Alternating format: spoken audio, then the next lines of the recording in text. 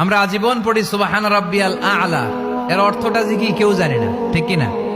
তো চোখ দিয়ে পানি নামবে কেমনে? চাইনিজ ভাষা আমাদের কাছে যেরকম, কোরআনের তেলাওয়াত আমাদের কাছে অনেকটা এরকমই। চাইনিজ ভাষার অর্থ জানি না, কোরআনের আয়াতের অর্থ জানি, কিন্তু এই কথা বললে কি আল্লাহ আমাদেরকে ছাড়বে?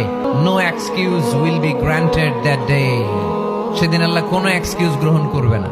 আল্লাহ, আপনি আমারে ধৈর্যশীল বানান, আপনি আমারে শুকরগুজার বান্দা বানান। আল্লাহ, আমার চোখে আপনি আমারে ছোট বানান, গোটা বিশ্বের মানুষের চোখে আপনি আমারে বড় বানান। সবাই পড়ি আমিন।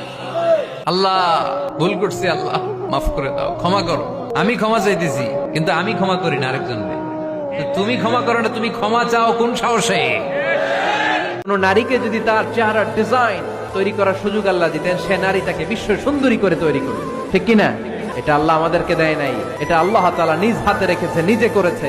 তাই কারো আকৃতি নিয়ে ব্যঙ্গ করলে স্বয়ং আল্লাহর সাথে ব্যঙ্গ করার শামিল। চিল্লায় বলেন ঠিক কিনা?